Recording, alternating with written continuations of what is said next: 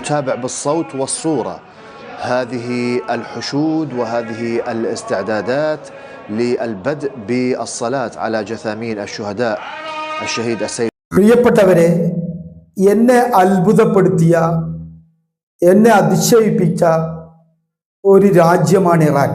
അതോടൊപ്പം തന്നെ എന്നെ ഏറ്റവും കൂടുതൽ അത്ഭുതപ്പെടുത്തുകയും അതിശയപ്പെടുത്തുകയും ചെയ്ത ഒരു ജനവിഭാഗവും ജനസഞ്ചയവുമാണ് ഇറാനിയൻ ജനത. ആ ഇറാനിയൻ ജനതയുടെ ചങ്കൂറ്റത്തിന് മുമ്പിൽ, അവരുടെ ചങ്കുറപ്പിന് മുമ്പിൽ, അവരുടെ ആ ഒരു പോരാട്ട വീര്യത്തിന് മുമ്പിൽ ലോക ജനത തന്നെ കണ്ണിമ വെട്ടാതെ നോക്കി നിൽക്കുന്ന, അത്ഭുതം കൂറുന്ന കാഴ്ചകളാണ് ഏതാനും ദിവസങ്ങളായി നമ്മൾ ഇറാനിൽ കണ്ടുകൊണ്ടിരിക്കുന്നത്. റെജീം ചേഞ്ചിന് വേണ്ടി, ഭരണകൂട മാറ്റത്തിന് വേണ്ടി അമേരിക്കയും ഇസ്രായേലും പാലങ്ങളും റോഡുകളും കുട്ടികൾ ഉൾപ്പെടെ സ്കൂളുകളടക്കം നശിപ്പിച്ച് അവിടെയുള്ള ജനസമൂഹത്തെ ഭീതിയിലും ഭയത്തിലുമാക്കി ആ നാട്ടിനെ ഇല്ലായ്മ ചെയ്യുന്നതിന് വേണ്ടിയുള്ള പരിശ്രമങ്ങൾ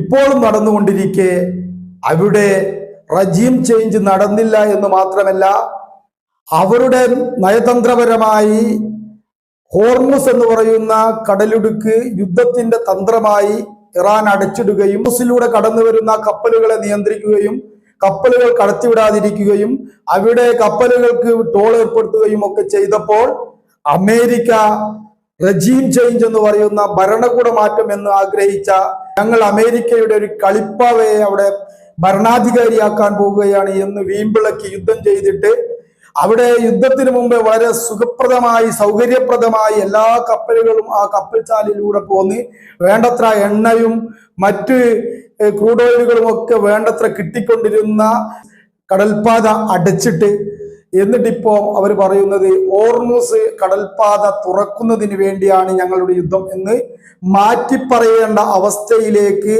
അമേരിക്കയും ഇസ്രായേലും എത്തിയിരിക്കെ, എന്തിനാണോ യുദ്ധം തുടങ്ങിയത് ആ ആവശ്യം നടക്കാതെ യുദ്ധത്തിന് ശേഷമുണ്ടായ ഒരു സംഭവം അല്ലെങ്കിൽ യുദ്ധതന്ത്രത്തിന്റെ ഭാഗമായി ഇറാൻ നടത്തിയ ഒരു തന്ത്രമാണ്, ആ തന്ത്രത്തെ പൊളിക്കാനാണ് ഞങ്ങൾ യുദ്ധം ചെയ്യുന്നത് എന്ന്, അല്ലെങ്കിൽ അതിന്റെ നിയന്ത്രണം നീക്കാൻ, അല്ലെങ്കിൽ അവിടെയുള്ള ഏതെങ്കിലും തരത്തിലുള്ള ഇറാന്റെ ഭീഷണി ഒഴിവാക്കാൻ വേണ്ടിയാണ് ഞങ്ങൾ യുദ്ധം ചെയ്യുന്നത് എന്ന് പറയുന്ന തരത്തിലേക്ക് അമേരിക്ക എന്ന് പറയുന്ന ലോക പോലീസും ഇസ്രായേലും മാറിക്കൊണ്ടിരിക്കുമ്പോഴാണ് മാസങ്ങൾക്ക് അപ്പുറം അവിടെയുള്ള ആയത്തുള്ള അലി ഖമൈനി എന്ന് പറയുന്ന അവരുടെ ആത്മീയ നേതാവും ഭരണത്തിന്റെ സ്ഥിരാകേന്ദ്രവുമായ 86 വയസ്സുള്ള മനുഷ്യനെയും അദ്ദേഹത്തിന്റെ കുടുംബത്തെയും നശിപ്പിച്ച് അവരെ കൊന്നൊടുക്കി ആ ഭൗതിക ശരീരം അവർ സൂക്ഷിച്ച് ഏകദേശം 4 മാസത്തിന് ശേഷം അവരുടെ ഭൗതിക ശരീരം പൊതുദർശനത്തിന് വെച്ച് പ്രധാനപ്പെട്ട അവരുടെ തീർത്ഥാടന കേന്ദ്രങ്ങളിലൊക്കെ ആ ഭൗതിക ശരീരം കൊണ്ടുപോയിക്കൊണ്ട് അവിടെ ദശലക്ഷക്കണക്കിന് സ്ത്രീ സമൂഹവും കുട്ടികളും മുതിർന്നവരും പ്രായാധിക്യമുള്ളവരും ഒക്കെ മാറത്തടിച്ചുകൊണ്ട് ആ ഭൗതിക ശരീരം കാണുന്നതിന് വേണ്ടിയുള്ള കാഴ്ചകൾ ടിവിയിലൂടെ ചാനലുകളിലൂടെ നമ്മൾ കാണുമ്പോൾ ആ ജനത്തെ ഓർത്ത് നമുക്ക് അത്ഭുതമല്ലാതെ അതിശയമല്ലാതെ അവരുടെ വീരോചിതമായ പോരാട്ട വീര്യത്തെ ഓർത്ത് അവർക്ക് അഭിവാദ്യം അർപ്പിക്കുകയല്ലാതെ മറ്റെന്താണ് ചെയ്യാൻ സാധിക്കുക? ഇന്ന് അദ്ദേഹത്തിന്റെ ഭൗതിക ശരീരം ഇറാഖിലാണുള്ളത്. ഇറാഖിലെ നജഫിലും അതോടൊപ്പം തന്നെ കർബലയിലും ദശലക്ഷക്കണക്കിന് ആളുകളാണ് അദ്ദേഹത്തിന്റെ ഭൗതിക ശരീരം കാണുന്നതിന് വേണ്ടി തടിച്ചുകൂടിയിരിക്കുന്നത്. ഇറാഖിന്റെ പ്രധാനമന്ത്രിയും ഭരണകൂടവും വിമാനത്താവളത്തിൽ വന്ന് അദ്ദേഹത്തിന്റെ ഭൗതിക ശരീരം ഏറ്റുവാങ്ങി നജഫിലും കർബലയിലും വേണ്ടത്ര സമയം പൊതുദർശനത്തിനും അതോടൊപ്പം തന്നെ മറ്റു സൗകര്യങ്ങളും സാധാരണ ജനങ്ങൾക്ക് കാണാൻ വേണ്ടിയുള്ള സൗകര്യങ്ങളും ചെയ്തു കൊടുത്ത് വീണ്ടും ഇറാനിലേക്ക് കൊണ്ടുവന്ന് ഈ വരുന്ന വെള്ളിയാഴ്ച മഷ്ഹദിലാണ് അദ്ദേഹത്തെ സംസ്കരിക്കുന്നത്. അതിന് മുന്നോടിയായി ടെഹ്റാനിലും കുമ്മിലും നടന്ന പൊതു ദർശനത്തിൽ അദ്ദേഹത്തിന്റെ ഭൗതിക ശരീരത്തെ, അദ്ദേഹത്തിന്റെ ബന്ധുമിത്രാദികളുടെ ഭൗതിക ശരീര ചേതനയറ്റ ആ ശരീരം അടക്കിയ പെട്ടി കാണുന്നതിന് വേണ്ടി ആർത്തട്ടഹസിന്റെ മാറത്തടിച്ചു വരുന്ന കോടിക്കണക്കിന് ജനങ്ങളെയാണ് നമ്മൾ കഴിഞ്ഞ ദിവസങ്ങളിലൂടെയൊക്കെ ചാനലുകളിലൂടെ ഒക്കെ കാണാൻ നമുക്ക് സാധിച്ചത്. 6 ദിവസമാണ് ഈ വിലാപയാത്ര ഈ ഇറാൻ നടത്തുന്നത്.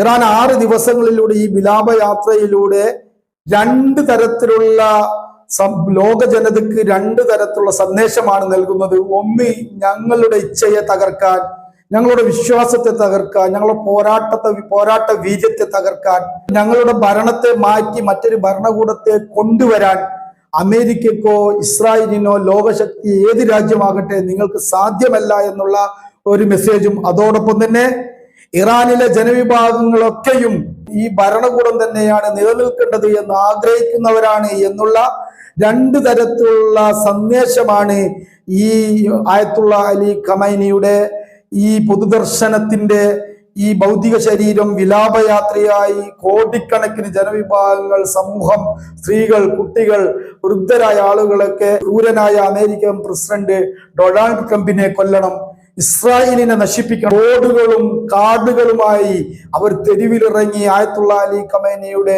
ഭൗതിക ശരീരത്തിന് ചേതനയറ്റ പെട്ടി കാണുന്നതിന് വേണ്ടി അലമുറയിട്ട് മുന്നോട്ട് വരുമ്പോൾ ഈ രണ്ട് തരത്തിലുള്ള മെസ്സേജാണ് ലോക സമൂഹത്തിന് മുമ്പിൽ ഇറാൻ വെക്കുന്നത്. അതിൽ കുപിതരായ അമേരിക്ക ഇപ്പോൾ വീണ്ടും ഇറാന്റെ പല ഭാഗങ്ങളിലും ആക്രമണം നടത്തിക്കൊണ്ടിരിക്കുകയാണ്. ഈ പൊതുദർശനം, ഈ ഒരു വിലാപയാത്ര ഇറാഖിൽ ദശലക്ഷക്കണക്കിന് ആളുകൾ കാണുമ്പോൾ ഇറാനിൽ അമേരിക്ക വീണ്ടും രാവിലെയോടുകൂടി കടുത്ത അക്രമം അയച്ചു വിടുകയാണ്. ഈ അക്രമങ്ങളെയോ അതോടൊപ്പം തന്നെ ഇവരുടെ മിസൈലുകളെയോ ഇവരുടെ വിമാനങ്ങളെയോ യുദ്ധതന്ത്രങ്ങളെയോ ഒട്ടും ഭയമില്ല എന്ന് ഉറക്കെ പ്രഖ്യാപിച്ചുകൊണ്ട് അവിടെയുള്ള ജനവിഭാഗം ഈ സമയത്തും തെരുവോരങ്ങളിൽ ആയത്തുള്ള അലി ഖമൈനിക്ക് വേണ്ടി അലമുറയിട്ടുകൊണ്ട് നെഞ്ചത്തടിച്ചുകൊണ്ട് ദശലക്ഷക്കണക്കിന് ആളുകളുടെ പ്രവാഹമാണ് ഈ യുദ്ധം വീണ്ടും കൊടുപിരി കൊള്ളുമ്പോൾ പോലും നമ്മൾ കാണുന്നത്. വെള്ളിയാഴ്ചയാണ് ആയത്തുള്ള അലി ഖമൈനിയുടെ ജന്മനാടായ മഷ്ഹദിൽ ഇമാം റസയിൽ അദ്ദേഹത്തെ ഖബറടക്കുന്നത്.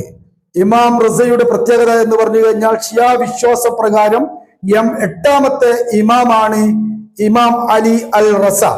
അദ്ദേഹത്തിന്റെ മക്ബറ ഉൾക്കൊള്ളുന്ന വിസ്തീർണം കൊണ്ട് തന്നെ ലോകത്തിലെ ഏറ്റവും വലിയ ഒരു പള്ളിയാണ് ആയത്തുള്ള അലി ഖമൈനിയുടെ ജനാസ ഖബറടക്കുന്ന ഇമാം റസ പള്ളി. ആ പള്ളിയിലാണ് അദ്ദേഹത്തെ വെള്ളിയാഴ്ച ഈ യുദ്ധത്തിന്റെ ഭയാനകരമായ പ്രയാസങ്ങൾക്കിടയിലും ഭീഷണിക്കിടയിലും ഇസ്രായേലിന്റെയും അമേരിക്കയുടെയും ഭീഷണിക്കിടയിലും മറവ് ചെയ്യാൻ പോകുന്നത്, ഖബറടക്കാൻ പോകുന്നത് എന്നാണ് നമ്മൾ മനസ്സിലാക്കേണ്ടത്. ആ സമയത്തും ഉയർന്നു വരുന്നൊരു ചോദ്യം, ഇറാന്റെ എല്ലാമായ ആയത്തുള്ള അലി ഖമൈനിയുടെ മകനായ മുജ്തബ അലി ഖമൈനി എവിടെയാണ് എന്നാണ് മീഡിയകളൊക്കെ തപ്പിക്കൊണ്ടിരിക്കുന്നത്.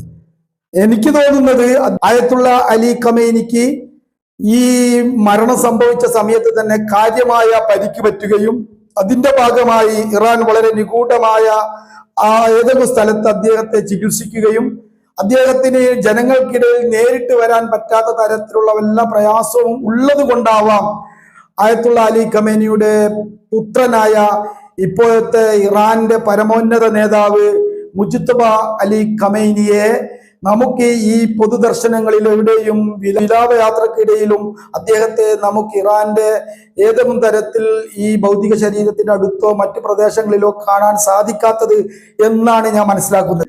അമേരിക്കയുടെയോ ഇസ്രായേലിന്റെയോ മനുഷ്യത്വമില്ലാത്ത ഒരു വിഭാഗമായതുകൊണ്ട് ഏത് ജനക്കൂട്ടത്തെയും നശിപ്പിക്കാനുള്ള ആയുധങ്ങൾ അവർക്കുള്ളത് കൊണ്ട് അവർ മനുഷ്യത്വപരമായ നന്മ മുന്നോട്ട് വെക്കാതെ പൈശാചികമായ മാർഗത്തിലൂടെ ഒരുപക്ഷെ ആ ജനസഞ്ചയത്തിന് മുമ്പിലേക്ക് ഈ മുജ്തബ അലി ഖമൈനി ഉള്ളത് കൊണ്ട് അവിടെ ബോംബിടും എന്നുള്ള, സാധാരണക്കാരൻ മരണപ്പെട്ടു പോകുമെന്നുള്ള ഏതെങ്കിലും ഒരു ചിന്താഗതിയുടെ അടിസ്ഥാനത്തിലാകാം മുജ്തബ അലി ഖമൈനി രംഗത്ത് വരാത്തത്.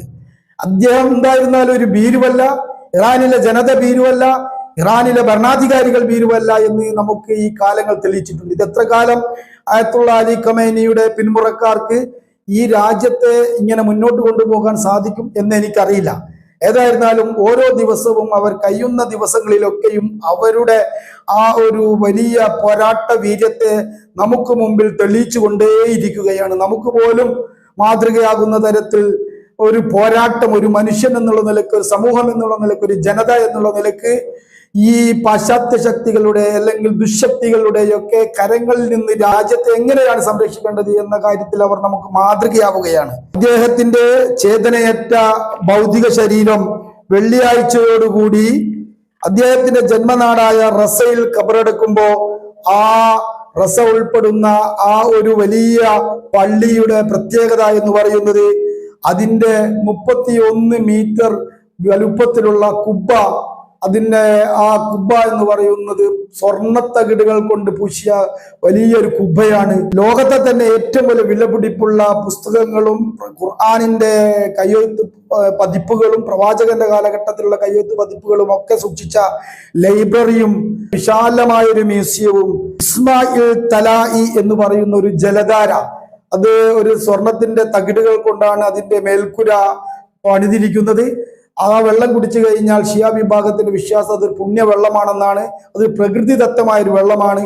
ആ വെള്ളം ധാരാളമായി കിട്ടുന്ന ഇസ്മായിൽ തലായി എന്ന് പറയുന്ന ജലധാര ഉൾപ്പെടെയുള്ള വിശാലമായ വളരെ വിസ്തീർണമുള്ള ലോകത്തിലെ തന്നെ ഏറ്റവും വലിയ പള്ളിയായ ഇമാമായ അലി അൽ റസ മക്ബറ ഉൾക്കൊള്ളുന്ന പള്ളിയിലാണ് വെള്ളിയാഴ്ച അദ്ദേഹത്തിന് അന്ത്യവിശ്രമം കൊള്ളുന്നത്. മുസ്തഫ അലി ഖമൈനിയുടെ മകൻ, ഇന്നത്തെ ആത്മീയ നേതാവായ പരമോന്നത നേതാവായ അദ്ദേഹത്തിന്റെ അസാന്നിധ്യം ഒരുപക്ഷെ ലോകം ചർച്ച ചെയ്യുമ്പോൾ ഈ നേരത്തെ ഞാൻ പറഞ്ഞ 2 കാരണങ്ങൾ കൊണ്ടാവാം. ഒന്ന്, അമേരിക്കയെ ഭയപ്പെട്ടിട്ടല്ല, അമേരിക്ക അവിടെയുള്ള സാധാരണക്കാരെ ഇദ്ദേഹത്തിന്റെ പേരിൽ കൊന്നൊടുക്കുമോ എന്നുള്ള ഭയത്താലോ, അല്ലെങ്കിൽ സാധാരണക്കാരൻ കുരുതി കൊടുക്കപ്പെടും എന്നുള്ള ചിന്തയാലോ, ഇനി അതല്ലെങ്കിൽ അദ്ദേഹത്തിന് കാര്യമായ അപകടം പറ്റി ജനസമൂഹത്തിന് മുമ്പിൽ വന്ന് അദ്ദേഹത്തെ മറ്റുള്ളവർക്ക് കാണാൻ പറ്റുന്ന തരത്തിലേക്കുള്ള ആരോഗ്യകരമായ തിരിച്ചുവരവ് പൂർണ്ണമായി അദ്ദേഹത്തിന് നടത്താൻ സാധിക്കാതെ ശാരീരികമായ അസ്വസ്ഥതകൾ അനുഭവിക്കുന്നത് കൊണ്ടോ ആയിരിക്കണം